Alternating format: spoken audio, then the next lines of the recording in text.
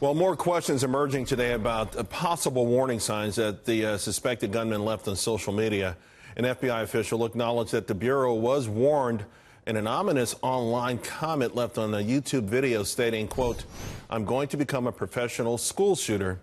However, after investigations into the database, the agency claims that they were unable to locate the user behind the comment. Now, tonight, we know that the username linked to this comment back in September shares the same name as Nicholas Cruz, who was a 19-year-old suspected killer.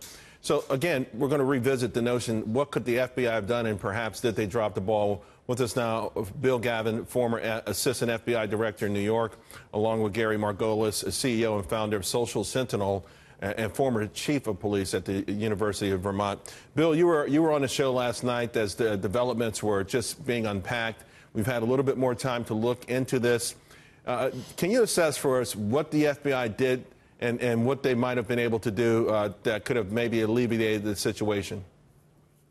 Charles, I think that, I've heard other guests say that what they would have done, they would have turned their manpower out and done X, Y, and Z.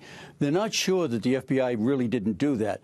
I heard the special agent in charge of the FBI in Miami say today when they got the complaint, they went to the office in Jackson, Mississippi, and interviewed that individual, that the social media took that posting down immediately.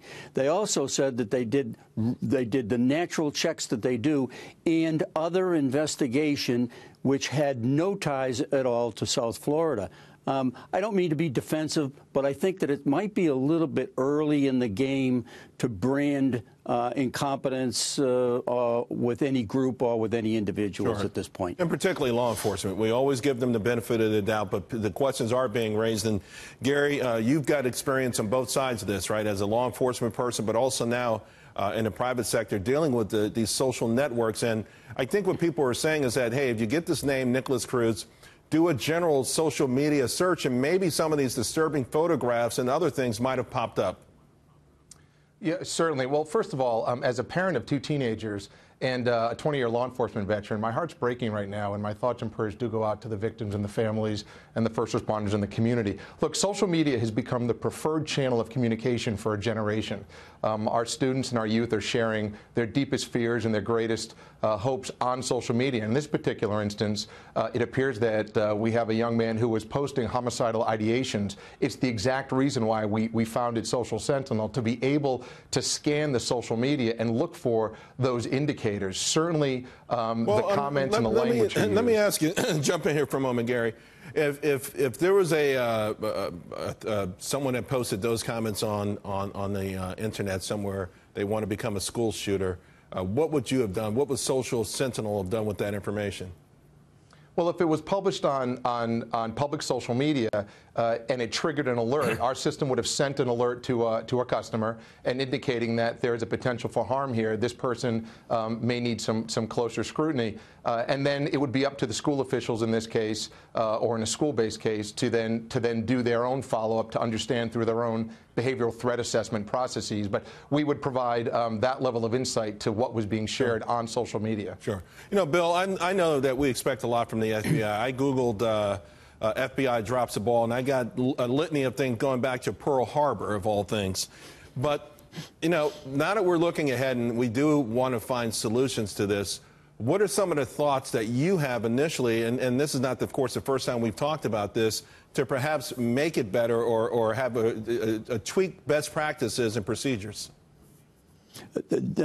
I wish I had the magic bullet on this one, and that's probably a bad analogy, but I wish I had some sort of a magic response for it, but I don't. The bottom line is we need to be more attuned first of all, in our schools. I think that educators, teachers, and students need to go through a terrific training program that will give them the ability to do what the kids already knew in that school. They already knew who this kid was and what he was going to do. It would give them the ability to talk and to maybe have somebody act on it quicker than it happened before the tragedy today. Those are some things. And we also have to do something about some legislation that will get to the basis of this problem with reduced mental capacity. Right. Some people have reduced mental capacity, Charles, but other people are just plain evil. And we have to, take a stand someplace in our lives and decide, while it might be uncomfortable and while civil libertarians might not be in tune with it, we might have to sit down and take a stance and argue this thing out and get the right thing done for the American people.